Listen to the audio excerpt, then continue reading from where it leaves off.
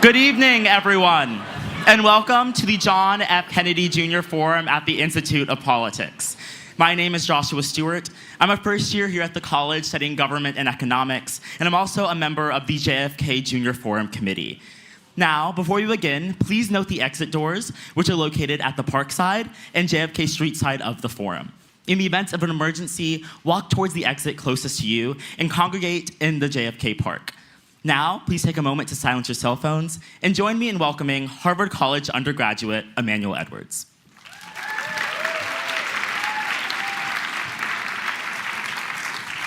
Good evening, everyone, and welcome to tonight's John F. Kennedy Jr. Forum at the Institute of Politics. My name is Emmanuel Edwards. I'm a sophomore here at the college studying neuroscience and economics, and I'm a member of the JFK Jr. Forum Committee. It's my honor to introduce tonight's forum. The past 6 months have raised still looming questions over the future of the Democratic Party. The loss of both the White House and the Senate marked unexpected setbacks to a vision of entrenching Democratic Party influence into the economic, social, and political spheres of the nation. Donald Trump's return to the presidency initiated a distinct shift in the attitude of the American executive branch. Trade policy, reproductive legislation, and the White House's immigration stance have seen swift and significant rightward shifts over the past 100 days, unsettling democratic norms. And now, from the bitter challenge of raising money and public backing without the support of the White House, to the recent exodus of party leadership, Democrats face a mountain of trials as they seek to reshape the party and, through it, the nation. So for a Democratic Party whose foundations are facing mounting pressure, the question is, where do we go from here? In the midst of this uncertainty, we are joined tonight by 41st Minnesota Governor Tim Walz, 2024 vice presidential nominee of the Democratic Party, and a 12-year representative for Minnesota's 1st congressional district, for a conversation that could not be more timely. Governor Walz served for 24 years in the Army National Guard before becoming a Minnesota high school teacher, where he was recognized for his trailblazing inclusivity efforts and as a cornerstone of community leadership. Governor Walz was first elected to Congress in 2006 and represented Minnesota's 1st congressional district for over a decade, prioritizing bipartisan solutions and economic stimulus during his time in Congress. In 2018, Walz was elected governor of Minnesota, where he ardently supported clean energy legislation, expanded labor rights, and provided universal free school meals for students, in the single largest investment in public education in Minnesota history. As a Minnesota native who has been profoundly affected by Walz's heart and vision for Minnesota, it is my honor to welcome him to the forum. Moderating tonight's conversation is Brittany, national political reporter at ABC News and a resident fellow here at the Institute of Politics. Shepard has spent nearly a decade covering politics since she began covering the Trump administration in 2017. Since then, she has served as a White House correspondent and political analyst for CNN, MSNBC, NPR, and SiriusXM. She now reports at ABC News, where she covers campaigns, politics, and the evolution of the internet age. Please join me in welcoming our guests to the stage.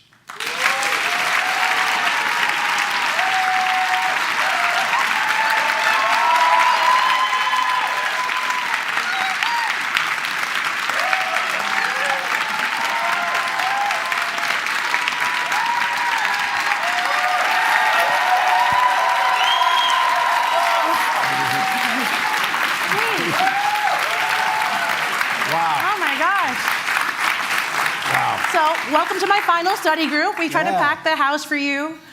Wow. Thank you all for coming out here. It's been such a tremendous semester. I know the intro says I'm a resident fellow, but I'm only a resident fellow for about 24 more hours. So I tried to do a nice, small, intimate interview for my last event.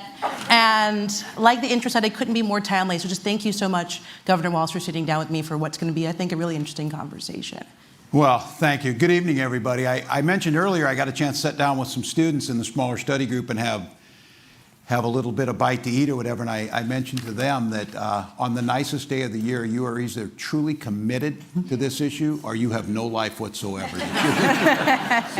But I'm grateful. To the Institute of Politics, thank you. And I say this as someone in full disclosure who has used Harvard as the butt of some of my jokes. You know, I use it out there. I still find it funny when I say this. I say I graduated from Chadron State College, and I said, you may know it by its more common name, the Harvard of the Midwest. Naturally. Yeah. Right. But I will say in all seriousness, and I hear it across this country, especially over this last week, a huge thank you for Harvard for standing on the principles this country is founded.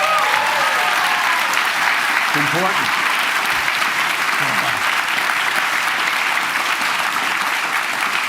So looking forward to the conversation, but it does matter. I mentioned to the director that I had the president of the Farmers Union, of all the things to talk to me about, knew I was coming out here and wanted to make sure that I expressed that. And I would be remiss, there's a lot of special guests here, but someone who I had become a good friends with, considered a mentor, and actually helped get me reelected.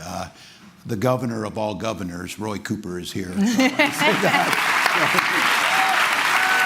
Thanks for coming. It's a pretty finicky group of 23 or 24 Democratic governors. Roy Cooper led that Democratic Governors Association and led us all to re-election. So thanks, Roy. Appreciate it. All right. Well, I feel like there's a million ways we can jump into this conversation. Here's how I want to do it. We're going to do a little bit on the past, a lot on the present, and a little bit on the future. And maybe some wiggle room in between. You down? That seems fair. Let's just jump into it, because I know there are reporters watching and they're on a deadline, so I am very respectful to their time. You've been traveling the country, going through red districts, talking to voters, some who are on your side, probably many who aren't. My question to you is, has your prognosis of why the ticket lost changed after these conversations? Well, I don't know if it changed. I think trying to assess this, and I think it's a healthy thing to do. I got asked right away, and it's an obvious first question. They said, would you have done anything different to be on this? First of all, the sense of gratitude I had to be on the ticket with Vice President Harris and knew what our mission was. We had about 100 days to prevent what's happening from happening. And I knew that was important. And this is look, there's no second place trophy in this. It's zero sum. But when I got asked, they said, would you have done anything different? Well, yes, we would have won. That's what I'd have done different. And with that being said, how do you assess this? And I think for me, what I'm learning going out there, and I don't know, like when I got asked, you're out here assessing, what the Democratic Party needs to do. I recognize I might be the last person you'd want to ask. I'm the guy that just got beat in this, a part of that. So I recognize that part of it. But what I am most interested in is that you run for these jobs to improve people's lives. I don't believe their lives are going to be improved. And I was out there to try and understand, why did you not believe that before November? Why did you not believe? And the folks I'm really focused on are those who stayed home, of why they stayed home. And I think what I came out of that with is, we talked about this a little bit upstairs with your students, that there's a lot of people that said, what difference does it make? They're all the same. And that's a pretty stinging indictment because I think we're very different. I have no intention of limiting people's reproductive rights. I do believe climate change is real. I think you should have the right to collectively bargain. I believe you invest in our children in education, and healthcare is a universal human right. So those are the things I talk about. But I think people are saying, yeah, that's fine, but we don't really have any of those things yet.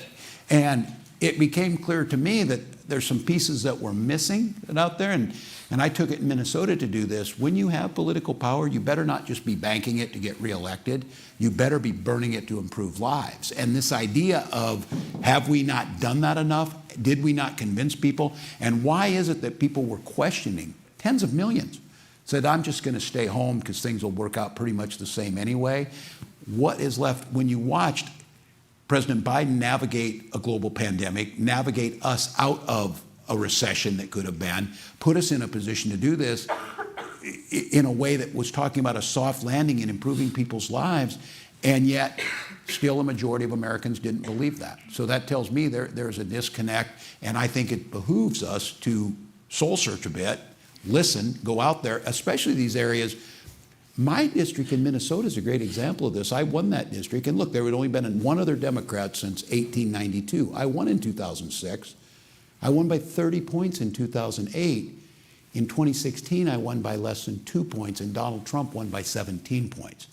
What changed in southern Minnesota? Farm Fields, Mayo Clinic, Mankato State University, Mankato, these places. What changed during that time? And how did we go from overwhelmingly have those people's support to not only not having their support, having their disdain in a place where these were my neighbors? So I'm out there, whether it's Wheeling, West Virginia, or up in Youngstown, Ohio. We went down to Houston, Texas, or actually Fort Bend, down to Omaha, and asked these folks, what is it? And one of the reasons going out there too is I was hearing it people were like a primal scream of, my God, stop this. This is craziness. What can we do? And asking what we can do. And that's what I'm asking them, what they want to see us do. And some of those voters, Democrats or people probably voted for you as governor and for Donald Trump as president They too. did. So it's an interesting overlap to try to reckon with. I lose sleep over that still. So thousands. But that was still there. But look, the folks here at the Institute who know these numbers, it was not that unusual that you would see a scatter plot that upwards of well over 100 plus districts a few decades ago would vote for a member of Congress from one party and the president from another. That continued to shrink. And by the time my last election in 2016, that year there were 4 districts that Donald Trump won by 15 points or more that also elected a Democrat to Congress. 3 of them were in Minnesota. We were just the last state to succumb to this, that it went, but then we became, and the other one was in Pennsylvania, not surprisingly. So you had these districts where people were still splitting their ticket. That's basically the last time that they've done that. And that's a troublesome trend, in my opinion, that you used to see conservative, Republicans crossing over from, or liberal Republicans and conservative Democrats used to be on each side of that scatter plot. Now we've pulled apart, and that's really troubling. And it is pretty much split on urban-rural divide, and that's a real challenge. And Governor, this is a strong, clear Democratic message that I heard from you a lot when you weren't the vice presidential nominee. I don't know if you guys know, you could not run away from Tim Walz on TV, whether you wanted to or not, on cable. There was a time where I was flicking channels in the newsroom, and you were doing a lot of hits, Yeah. right? And then you became the vice presidential nominee. And you thought I disappeared? Well, I don't think, can I be frank? It wasn't just me. It was a lot of people, not just reporters, but people I've been talking to this entire semester saying, where the heck did Tim Walz go? So my question for you, and there are a million ways for us to get into this conversation, is, was that your choice? No, yes. I said the choice to be on this ticket, the privilege of being on it. When you sign up for this, I'm a team player. I'm with it. And there's folks that I recognize are smarter than me. They analyze this. You put your input in. Running a campaign that had never been run before, 100 days, in the situation we were at, running against a very unusual opponent on the other side. Mm-hmm. And look, my job was to do it. Look, I knew I was on the ticket. I would argue because we did a lot of amazing progressive things in Minnesota that improved people's lives. But I also was on the ticket, quite honestly, because I could code talk to white guys watching football, fixing their truck, doing that I could put them at ease. I was the permission structure to say, look, you can do this and vote for this. And you look across those swing states, with the exception of Minnesota, we didn't get enough of those votes. But you could be giving them permission on TV every day. You could have been messaging that way, and that isn't necessarily how it shook out. Well, yes, but I also said I understand myself. I said I think I'll give you pretty good stuff, but I'll also give you 10% problematic. And so somebody's got to make the decision here to handle some of this stuff and to make it in. Those are just decisions that were made. And I think after the fact, it is not second guessing or anything. I think it's fair to go back on and look at this. Look, we had the most qualified person who'd run for president in this country's history at the top of the ticket. That in itself should have got this thing won. We had, in my opinion, and you can disagree with me, I think history will prove me right, a very unqualified person on the other side.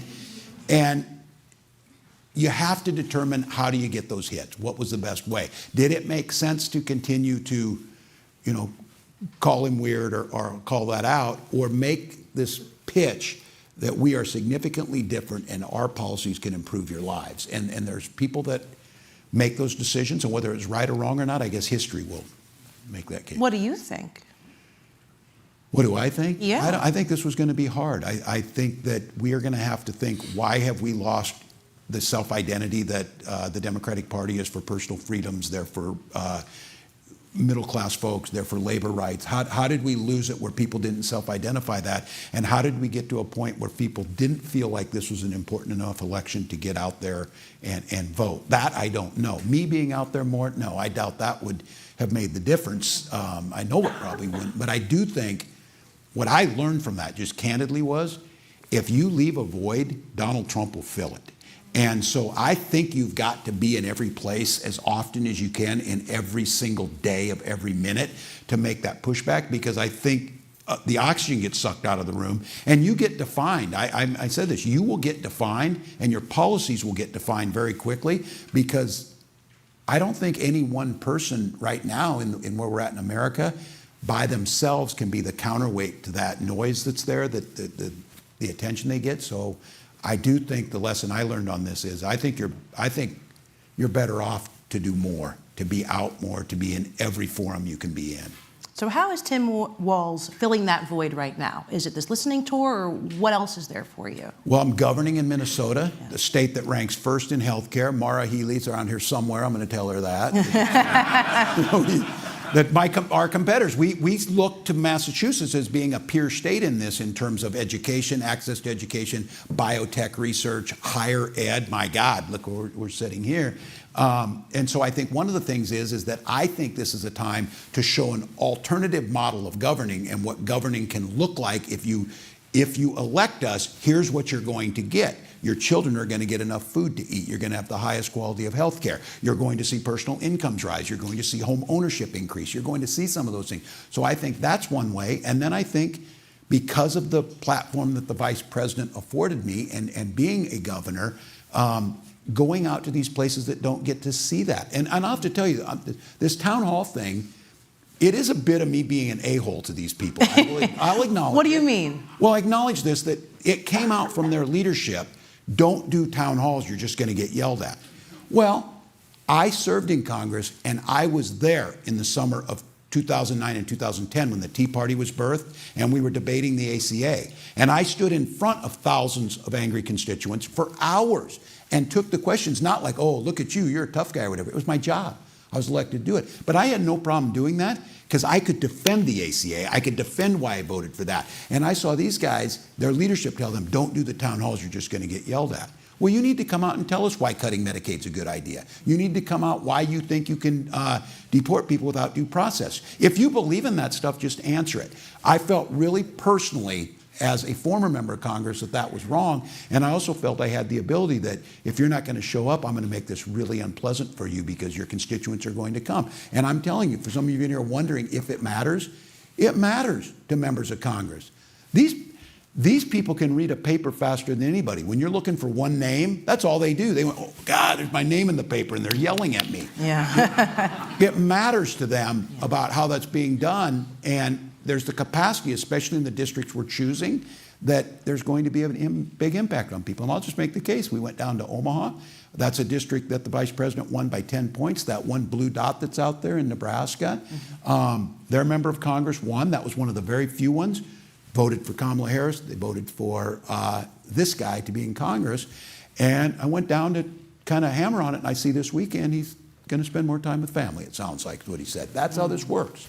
That's how this works. It's like a form of resistance, kind of a pressure campaign from the outside, in a way. Yeah, and I'm just there to join that resistance. I've said this, that people are coming to these town halls not to see me, I'm going to see them. They're doing it on their own. You show up or not, they're going to be there.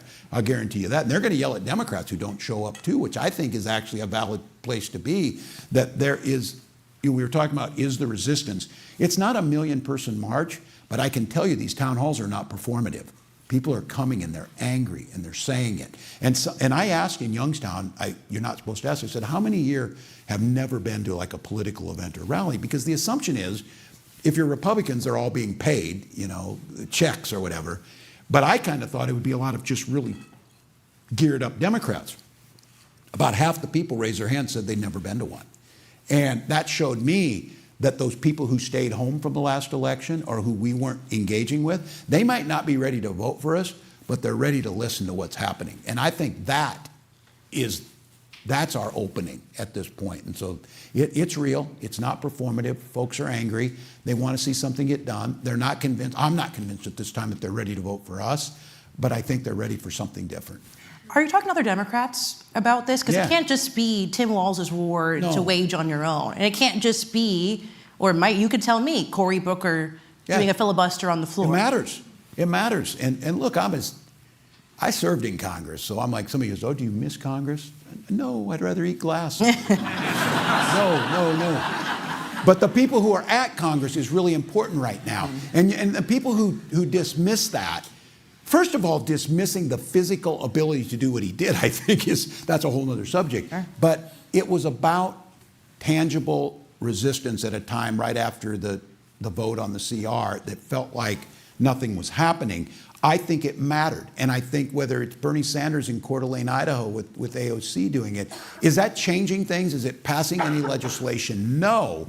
But I'm convinced, what I say is, I think every Democrat needs to be out there, every independent, and I would say every Republican who cares about rule of law in our institutions should be out filling the lanes, because I don't think any one of us can suck up the oxygen of Donald Trump, but I think if everybody's in the lane. And if your cup of tea, as I said, is doing podcasts with folks, then do the podcast. Like Gavin Newsom. That's right. He has a very popular Thank podcast. you for bringing that up. Sure. Yeah, no, and look, there's been some contention around this. I said this. I think it's healthy for us. It would not be my choice to go on a podcast and listen to Steve Bannon talk, but it would not be my choice. But I got to tell you, Gavin Newsom's getting people to listen to that. I know what Gavin Newsom can do, and he's out there. He's the governor of the 4th largest economy in the world. He has something to add. You can disagree with that, but all of a sudden now, we're talking about Democrats. Now, you might say, yeah, but we're talking about the wrong damn stuff. Well, that might be true. But here's what I feel like. We got to fill every single lane. And if there's one that's better than another, then let's all pick that lane and do more of that. But just sitting back in the silence of doing, we're counting on status quo. That's the biggest thing that you mentioned, I'll go back to the learning something on this is. Sure. The intense frustration with the status quo. There was an article, it's the 100 days of the Trump administration. I know it's like, if I ever have 100 days to live, I would spend it in the Trump administration because it's like a lifetime, you know? But they asked Aretas County in Minnesota, a rural county, of all the things that is up near the Canadian border, being punished by tariffs and things, agriculture being under threat, lack of FEMA, all the things are going. Say, you're putting up with a lot of hurt. And the people said, yeah, but it's worth it. It's worth it to get there. You've heard them say this. Nobody's jumping ship yet. But there was a guy, and they put in the paper, former Democrat, who said, look, I don't know if Donald Trump is right about the stuff he's doing. In fact, I think he's probably wrong on some of it, but I support him because he's willing to bust things up and give it a try. And that idea of he correctly identified their pain, and then he said he was going to fight for them, and then he picked the exact worst solution to all those things, making life worse for them. But the first two things outweighed the results, which is a really stunning thing to think about. And I think there's a fundamental here for Democrats. The competency and the getting things done, we heard this, and I did this with President Biden.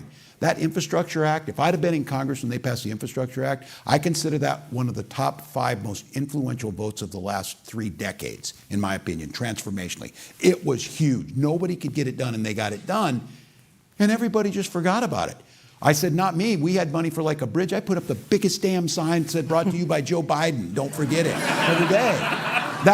And it sounds kind of silly, but I think there's this competency. We win on the issues, and we win on competency, and then we lose the message, and we lose power, and we get in this situation. So, it's perception asymmetries, I think, what I'm hearing, because I've been traveling the country talking to voters during the last election, and there's perception from, I don't want to just say some, but many, including Democrats, that the party is weak. I'm oversimplifying it, right? But that's probably what you heard from that voter. That's fair. But I think that leads me to my next question about your own self-perception of the Democratic Party. Because we can talk about policy and we can talk about message, but there are Democrats who are yapping right now. There's no shortage of takes about what went wrong. And some of the perception is we went too woke. We Democrats went too woke, and we should have been talking about this, that, and there's too much of a lurch to the left. But we had Jim Clyburn here just a couple of weeks ago, and he said there is no party messaging problem. It's a perception, but the policies are good. I don't think anything's wrong with the state of the party right now. Where does Tim Walz fall on the I think matrix? he's right on that the policies are good. And I love Jim Clyburn on this. I do think we were able, and Fox News, like I'm sure you'll get me to say something tonight. Every day I find something that gives them a whole segment on Fox News. I drank a damn malt with Roy Cooper out of a straw, and that just questioned my manhood, Roy. So that's what you got. I was on Any Fox comment, News Governor? for the whole time. So it was a damn good malt, I'll tell you that. So. No, but I do think we have been defined. They did one a while ago because I'm not going to shy away from this. I said, in a state like Minnesota that's older and white, 70% of our workforce is going to come from communities of colors. Diversity and inclusion is really good for us, and equity is kind of a founding principle. How did we get that defined in a way that that meant we were taking jobs from other people, whatever it might be? Because we've seen what their DEI looks like. It's a pretty bunch of incompetent white dudes that are in the administration right now. Why did we get defined as the people who were trying to game the system rather than bringing talent to the system and getting things done? So I don't think I think we assume a lot. And I'll say this as a teacher, and I don't want to be like, I'm in no fight with anybody on this. If you're losing half the population and our policies are good and would improve their lives, I don't think you can assume that the people aren't that smart and can't get it. Is there a certain percentage that has issues like misogyny and racism? Yes, and we can acknowledge that, but it's certainly not the vast majority that we should be getting. I say this as a teacher, if I'm teaching a class and half the students don't get the content, then I probably haven't delivered it the right way. I think the Democratic Party has a hard time differentiating delivery and education. There is room for Gavin Newsom's podcast, and there's room for Bernie Sanders rallies, and there's room for Andy Beshear, like rallying folks up. Damn it, he's a Democrat who's going to be down at the Kentucky Derby, and they're going to be loving him at that. That says something, and he's standing on those policies. You don't see Andy Beshear shying away from protecting women's reproductive rights. He does it in Kentucky. I just think our policies are good. We let them define us. And I mentioned this, Roy, in North Carolina is where I saw it. Those last couple weeks of the campaign, the signs that popped up. Trump, safety. Kamala, crime.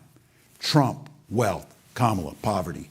And it was just one word on each one. And at first I'm like, what are we, first graders? For Christ's sakes.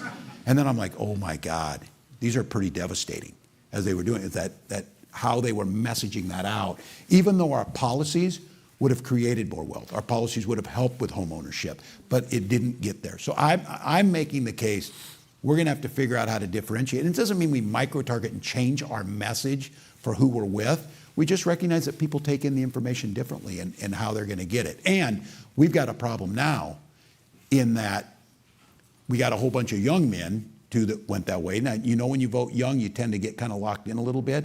My 18-year-old son tells me, Dad, a lot of these people weren't voting on policy. It was just more fun to vote for Trump, or there was more going on type of thing. You can laugh about it, but there's maybe some truth there.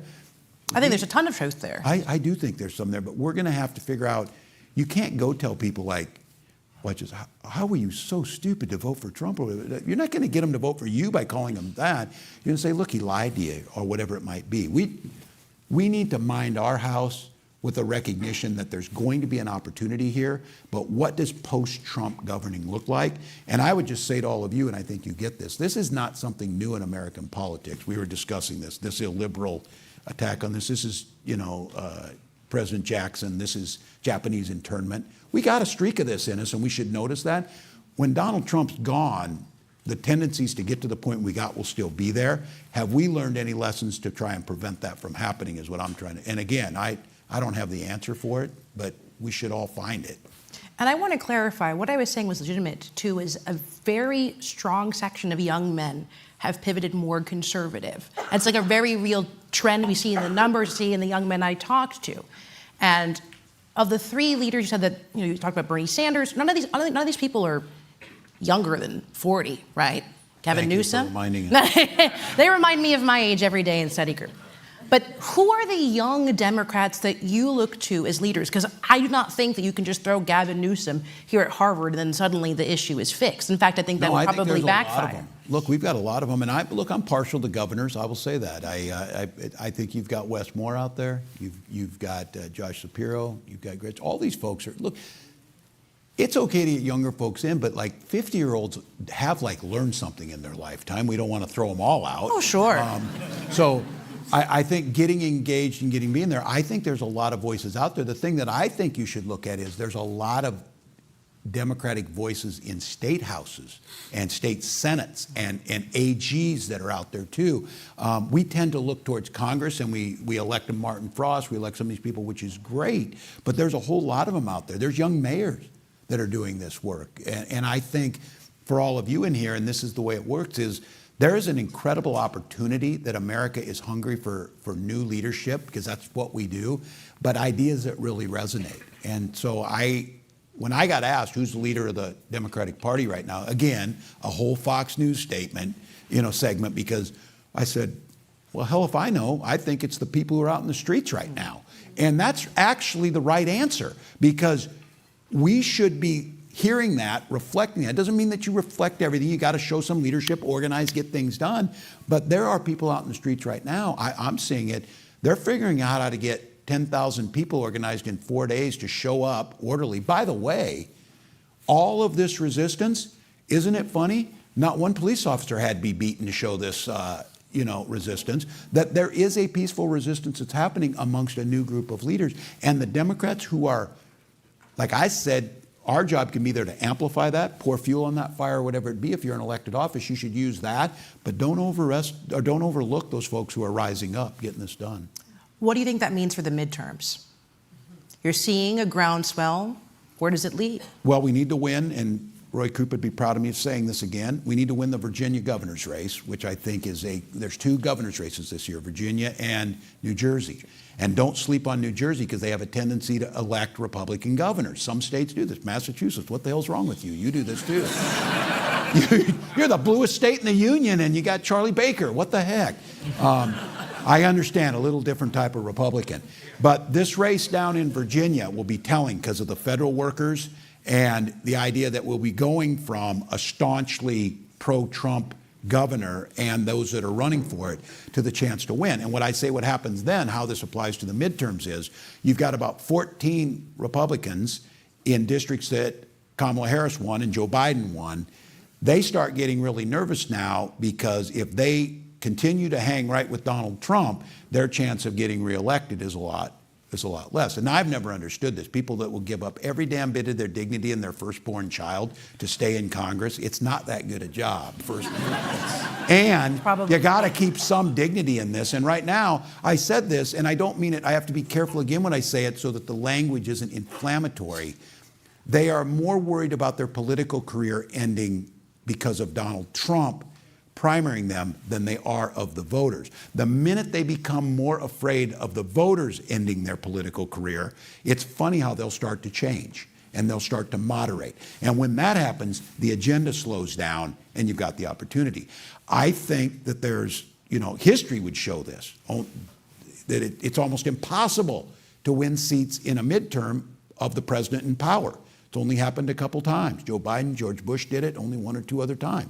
So I think history is not on Donald Trump's side, and the ability to be able to win in those midterms should be, we should have a wind at our back. Now, if he's successful in shutting down our #1 fundraising site in Act Blue, then it becomes harder. If the women in this room who are married have to go find their birth certificates and prove what their maiden name was, that becomes harder.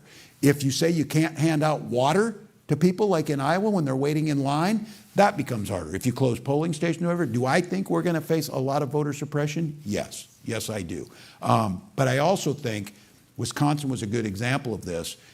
We always do well in like midterms. We as Democrats do well in midterms and special elections because those are pretty high propensity voters. We lose the folks who vote in the presidentials and then don't vote again. That tends to happen. So I'm convinced of this. We run campaigns in presidential years like that's the off-year electorate. That is a very different electorate, and it takes a different strategy. And I don't have the answer. Otherwise, we would have won, or our team would have won, but we didn't. But what happened in I'll give you an example of this. Special elections in Iowa, where Donald Trump won by 27 points or whatever, we had Democrats win Senate seats there. In Minneapolis, the bluest of all the blue districts in the country, we had the Senate Majority Leader passed away, Democrat, and we had a special election here a couple months ago for that. That seat is going to be won by a Democrat by 40 points every single time. That's not the most amazing thing. And Minnesota always ranks first or second in voter turnout all the time. That special election this year was the highest turnout special election in Minnesota history. Same thing happened in Wisconsin for this thing. And it helped over there that we had the most loathsome man in the universe putting in millions of dollars to be able to. Can you clarify who you're talking about? Yes. Well, then when I do this, it's like he threatens to sue me. Like, I have no money. Like, well, that's the good part. So, but Elon Musk being over there gave us a foil, and they won. Judge Crawford won by 10 points. And the electorate was bigger than in the presidential, which we lost by a point. All we needed to do was get a tenth of that extra turnout. We didn't have to convert anybody's vote. We just needed to get those that showed up to vote for Judge Crawford in that race. And so I think there's lots of wind at our back, but it's been 100 days of destruction. You think we can survive 550 more? That's the real challenge. That's how long it is till the midterm. So do you think it's a blue wave, a blue sprinkle? Want to get you out early on this one. I should be like a they pay people to make these predictions. Oh, sure. Like, there's a job on TV. That's the best part. These elected officials here will tell you this. The funnest thing is listening to people talk about like what happened in the campaign. I'm like, oh, that is bullshit. I was there. None of that happened. Well, I was like in the room. None of that happened. There's a way to tell your own story, sir. Look, I think there's every reason to believe with this energy that's out there, with how we're talking, we staying true to who we are. We put proposals out that are positive, improve people's lives, and we're committed to, once we're elected, to doing that to improve lives. I think we will take back the House. I am very pessimistic about the Senate, just to be honest with you, the way things work. I think it's a very difficult. Look, two of the people I admire as much as anybody who served in Congress was Sherrod Brown and John Tester. And if John Tester can't win, you're not going to find somebody that's going to win the way it is in Montana right now. Now, the question is, we have to fundamentally change who we are, because look, John Tester got drugged down, and I don't blame him. Like, he was a dear friend of mine. We served in there during the presidential campaign. He's like, don't call me, dude. And so, the thing is being associated with national parties and things on these state races. We're going to have to figure that piece out of how do we reimagine, and I'm making it because, look, I'm not a Democrat in Minnesota. I'm a Democratic Farmer Labor Party. We combine the two parties with Humphrey. It's a little different. Now, will I tell you there's much difference now? No, but there is a historical ideology here of focusing on the working class in a way that brings them in. We still do have strong labor, and you do here too. I think we have to start planning right now. I know you hate this. I hate it. Everybody hates it. These campaigns have already started. Should we pass a law and do the European thing and have 60-day races? Yes, we should do that. Should we have campaign finance reform? Yes, we should do that. In the absence of that, Donald Trump has been running since he came down that damn escalator and never stopped. We have to do the same thing or we're not going to win. Speaking of running, you've said that you're not running for president. I am not. Why not you? You were on a ticket, you're a sitting governor, you have a very strong Democratic message, as I'm sure Democrats in the room might agree to. I'm handsome and talented. Well, I don't like to editorialize.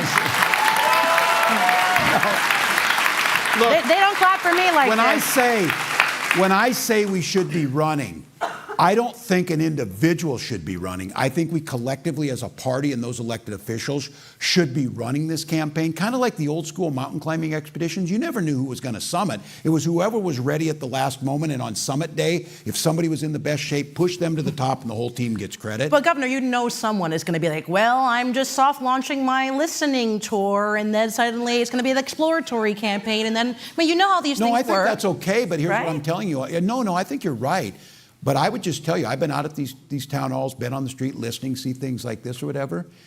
If people think you're hungry for the office rather than the moment that we're in the fighting of this, I think they're going to bury you. I think people are like not very patient right now for the politics as usual. I'm trying to make the case that we're collectively as a team flood the zone. I've been advocating for it. It's never going to happen. Somebody's got to organize it. I don't think I can get it done, but I think we should have a shadow government that should do press conferences every day in contrast to theirs. They do this in Britain, and it pains me. It pains me to say the British do this right. And in full disclosure to all of you, all those times I crapped on Harvard, I take it back. I take it back. You're standing up, you're doing it. But it's that thing that the Brits do it right that we're seeing. So look, we're seeing it today in Canada. I don't know if somebody's getting results on their phone, but That campaign is only a few months long and it's not this craziness. That's not our world. So I think we need to collectively run a presidential campaign without a candidate right now that builds all the infrastructure, helps us clarify this, and by the time we get to 2028, we're ready to get this won.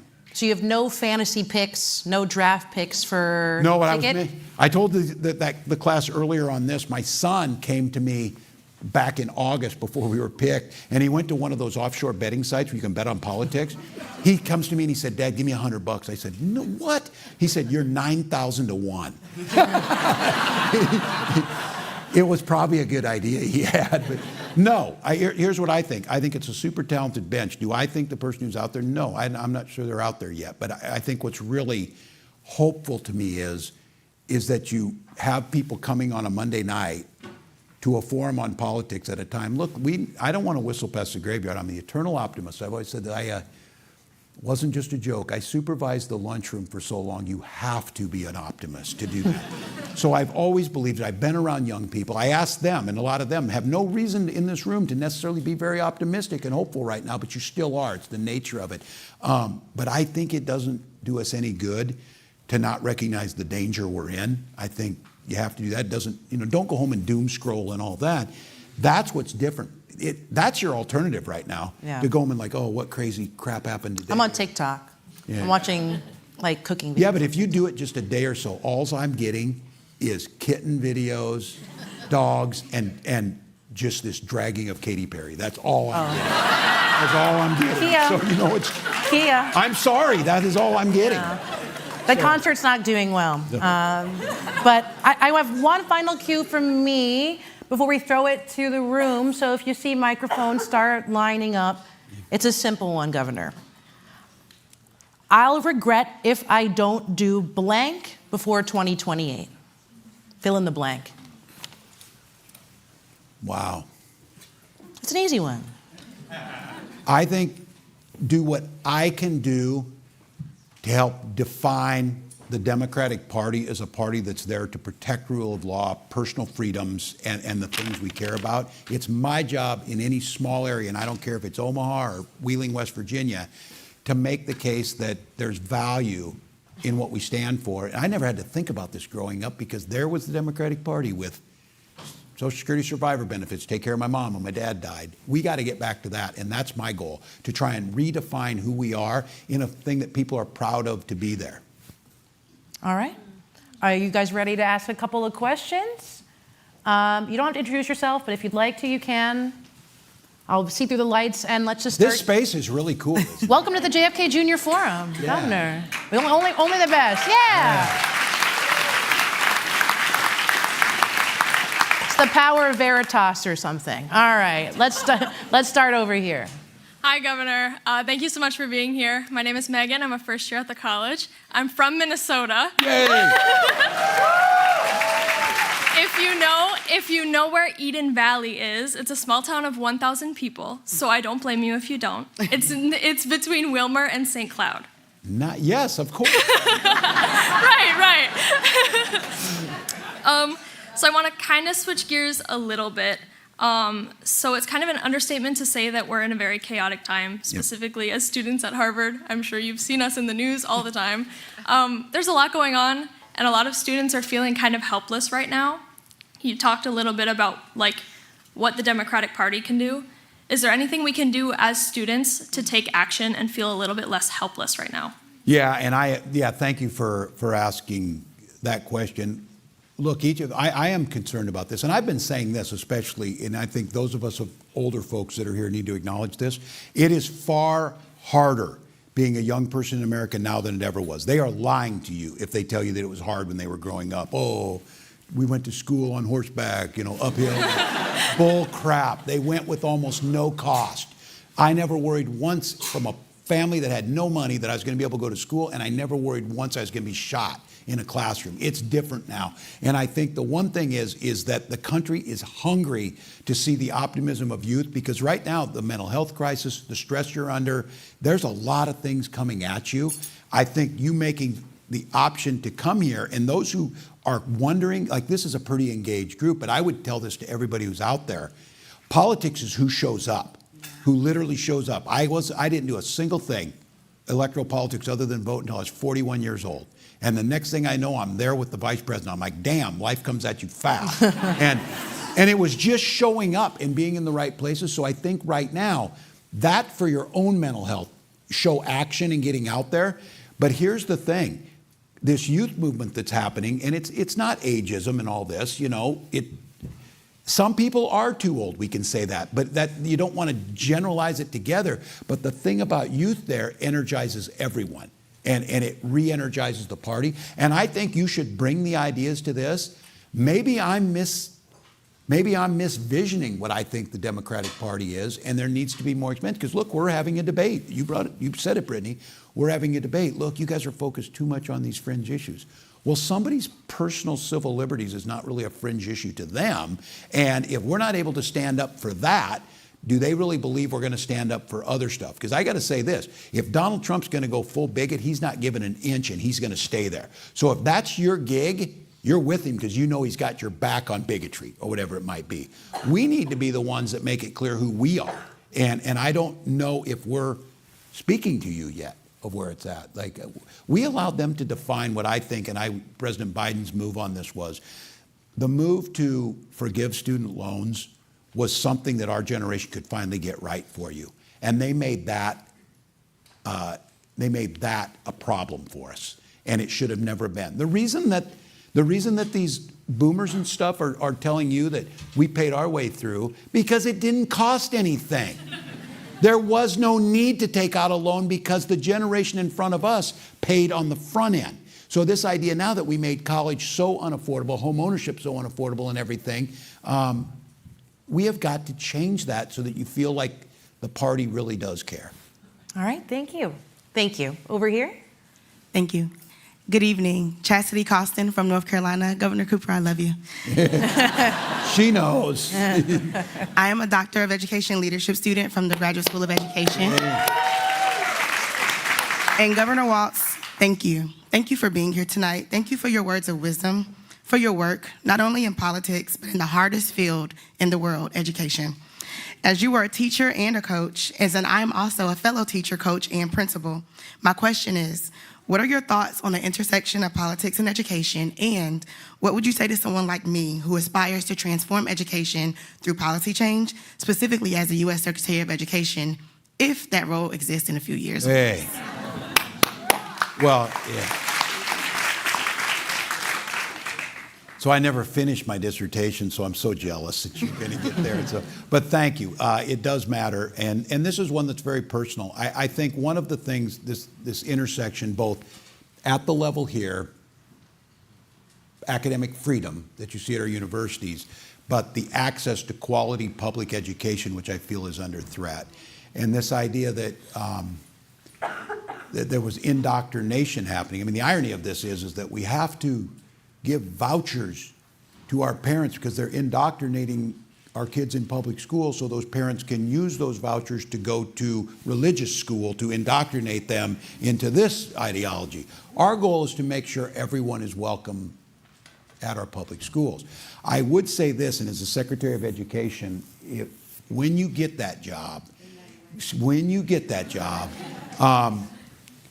we need to not assume things again. And it's not about elitism or talking down to people. It's people are busy and don't know. And I say this as someone who has been in education my whole life.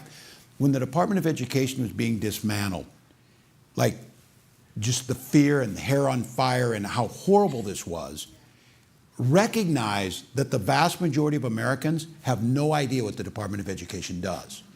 The Republicans especially know that because their constituents were coming to me and I'd hear them say that. Oh, thank God.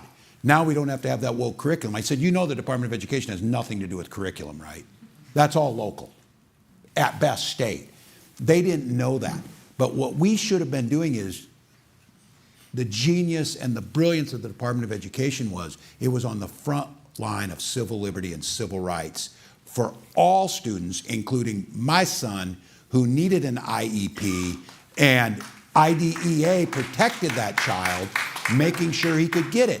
People don't know that when that went away, now conservative, liberal, non-engaged parents are going to find out how fragile the situation is with their child to get them to where they need to be. And I would say when you become Secretary of Education, it needs to be less, the experts will do the pedagogy, they'll help figure out the Pell Grants and things.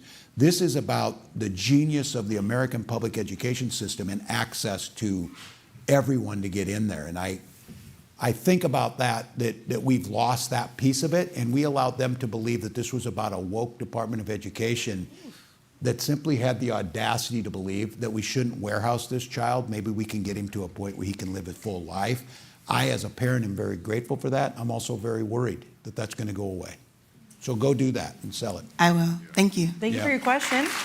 Up here, and then I only give one up the rafters. So. Hi, thank you so much for being here tonight. My name is. Does that feel cool being up on that balcony? It's a nice view. These are my favorite seats in the forum. But my name is Annabelle, and I'm a senior at the college. And I just wanted to ask, so I think there's an understanding that one of the larger problems facing the Democratic Party is that Democratic voters fail to unite behind a candidate. I think you saw that in 2016 when voters didn't vote for Hillary, Democratic voters didn't vote for Hillary, and again in 2024. And I think Democrats struggle with making like the perfect the enemy of the good. And I think that is a problem of messaging, but I was curious what you think Democrats and Democratic Party leadership can do to resolve that problem and hopefully win some elections. Yeah. Thanks for your question. It's a tough question, and I actually agree with you on this, and it's really hard. I was mentioning upstairs in Minnesota, we have Democratic Party does an endorsing convention, and they endorse their candidates for the offices. And I went to get the endorsement for governor in 2018, and I didn't get it. So I ran in a primary, and I won in that. That's considered somewhat disloyal by some folks or whatever, but I won the general election. And we passed Democratic policies, and the person I ran against is one of my closest allies in getting those things done. So I think part of this is that if we want to be a big tent, we want to take the ideas in this, we have to be willing to be challenged on those ideas. We have to understand, and it's got to be that the policies and the improvement of life is certainly bigger than any personality or anybody running. That's the part that I think we have to get by. Now, the problem with that is the public as a whole believes you need to elect this charismatic leader who's going to carry us over the finish line, and we stick with that. And if it's not our person, we do get a little bit bitter on it. So I know I'm just re-explaining the problem. I do think, I would hope, and we saw this, that the threat is enough to realize, but it wasn't in this last election. There were enough people that said on issues that were very divisive, said there's no difference between the candidates. They're the same, and they stayed home. I think, one, we need to make it clearer than that, and two, this is where Donald Trump will help us, the consequences of not getting that right are pretty catastrophic. So I think we have to keep with that. But I'm actually okay with challenging the status quo inside the party with new ideas and fresh ideas. But I do think once we pick a candidate, we've got to all agree that you got to go. Until we get a multi-party. Look, the goddamn Brits again. I would take more of a parliamentary approach to this because then it would make us compromise because there's no compromise. If we had 15 parties right now, you'd have to build a coalition. How do you think he was going to build a coalition with the Greens or anything? He can't even build a coalition with the Libertarians because there's nothing libertarian about what they're doing right now. So, Thank you. All right, over here.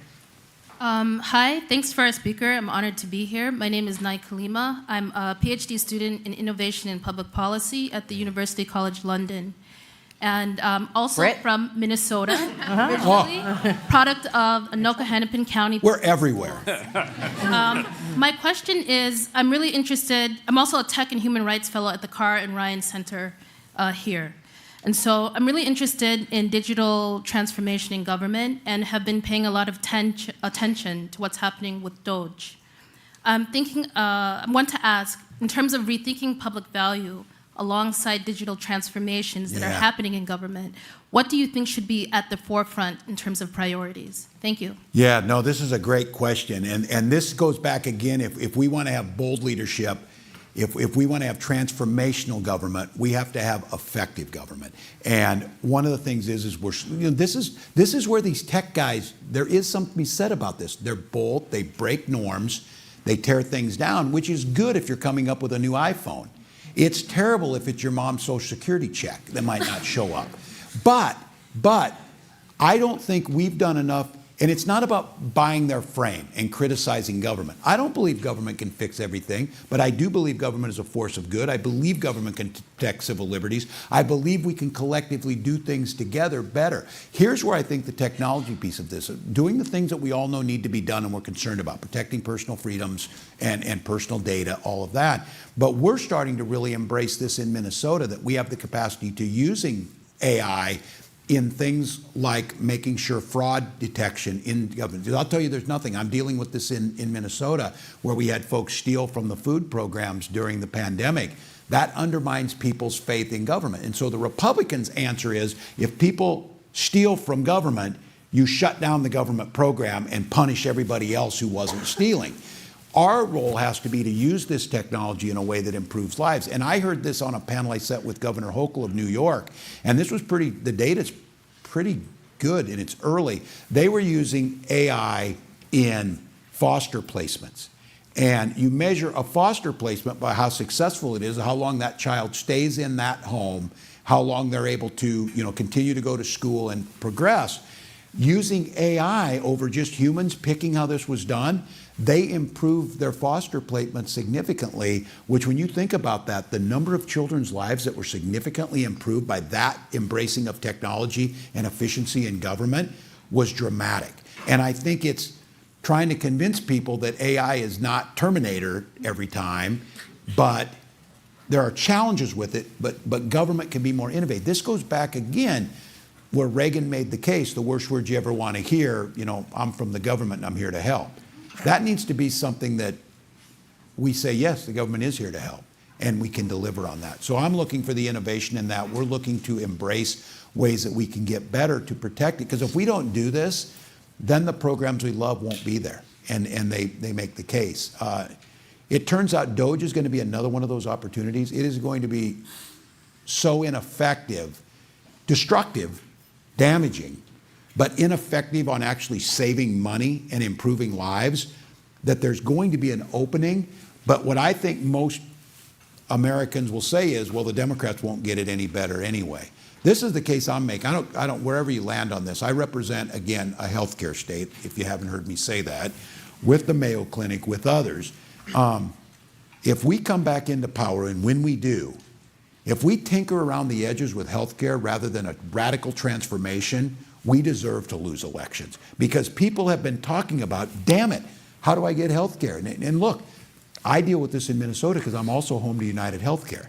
So you get both sides of the equation here that has to be figured out. I think technology helps us become more efficient and bolder on delivering things, because all I want government to do, like all of you, is I want government to build the roads, be there for security, help with education, make sure my food's safe, all that. I want them the hell out of my life then. I don't need them in my bedroom. I don't need them telling me what I'm going to read. I don't need any of this. Do the stuff that government should do, then get out of the way.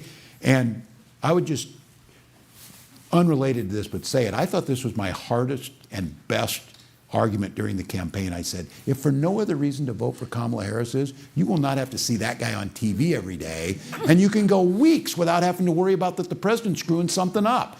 I think technology gives us the idea, truly, to make some of these things work smoother for folks where they feel like they don't have to do it. Thank you. We have 2 minutes left, so this will be our last question. Before we get there, I want to thank everybody so much, and I'll do another thank you at the end. It means so much to me. This is our last event. All right, take us home. Governor, thank you so much for being here. My name is River, and I am a transgender man and an autistic student. I'm a senior at Thayer Academy, an incredible high school who has given its students the opportunity to attend this event. So I just want to say thank you, Mr. Fortunato, and all of the Thayer staff who have given us this opportunity. I love you guys. You guys are amazing. Now for my actual question. Given my neurodivergence and transness, I am more than a little scared right now.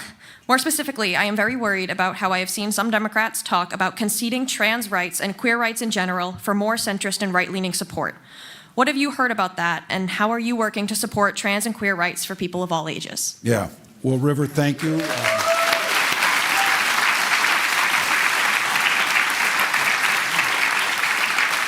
Thank you for sharing and trusting us with your story. I would work backwards on this is, no matter what we say on this issue, we're not going to get their votes on this issue, so why wouldn't we be true to who we are in protecting all people's rights? In Minnesota, we made sure and been absolutely clear, this is nobody's business but yours to make these decisions, that protecting and being a safe haven for the transgender community. I fought this issue back in Congress when we were going to, some of you remember this fight, when we were trying to pass the Employment Non-Discrimination Act, and it was not an all-inclusive. And we had many of our LGB, they forget the T on this one, rights group that wanted to pass ENDA, and the only way we could get Republican votes is to get rid of the trans part of it and not protect them in that. And I said, why would we pass that if we weren't going to be all-inclusive? And I think the issue, and I've said this all along, is if we truly believe that equality means equality for everyone. I said it the other day in my State of the State speech.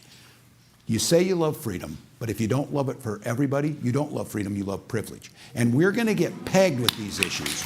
We're going to get pegged with these issues, but I would tell you this, River, we have not been very good at making it clear that we're going to defend everyone's rights, and then we're going to move on and talk about economic issues. And we're going to move on and talk about education issues instead of making this case. And you know it's the case. I have legislators in Minnesota that are still coming at this issue. And I just asked them, when is the last time you saw a transgender athlete compete? And of course you know the answer is they haven't. Yeah. But the issue resonates and it pulls with people because it's the unknown. You can demonize a group that is relatively small in this country, but we're seeing it right now, and here's where I think there's hope in this, that I think people are starting to get this. If you can take Abreu Garcia and disappear him, there certainly can do it with anyone else. And I think this idea, we all know the quote, when they came for so-and-so, I said nothing. When they came for this group, I said nothing. When they came for this group, I said nothing. When they came for me, there was no one left to speak. Americans at heart know this is not the issue. Their 401k is not tanking because River wants to live the life they choose. We need to say that and then give them an agenda that improves people's lives. I disagree, and this is going to be a debate. I may be on the wrong end of this one because it's going to come out there. I don't think, and I've said this, that you're going, I used to say this in Congress on votes. People would, when you're governor, you're watching the weather tonight because there's tornadoes in Minnesota. You got to get things done. When you're a member of Congress, you fret for months over a vote. Oh my God, I have to vote, and it's going to be tough, and how do I weigh this or whatever. My thinking from the first time I got there was, they're going to say it no matter what you voted for. And just do it, move on, because they're going to make it up. The same thing for our party. Do we really believe in equality and access for everyone? If we do, don't let them define it. Be strong about it. Then move to the issues we know impact greater number of people. And I don't know, maybe it's not going to work, but it was why I said this, because it is true. I think there's a strong human need to be part of broader society, but also just to mind your own business on things. That resonates with people like, yeah, you know what? I don't want you involved in this. So, River, I'm sorry you're going through this. We say in Minnesota, you are protected, you're seen, you're valued, you're loved. We have the law behind it to protect that. Do we always get it right? No, there are still people that will do what they can do, but the force of the law is behind. We're a trans refuge state. We are seeing more people move to Minnesota than any other, and I have made the case on this. We are a better state because of that. We will be stronger. We will be more economically strong, and we can live with ourselves because we're not horrible, damn human beings, and I think that means that. Thank you for your question. Thank you. Thank you, guys. Is my mic hot? Thank you, Governor Walz, for coming, and thank you all for this last event, okay? Thanks, folks. Appreciate it. You're fantastic.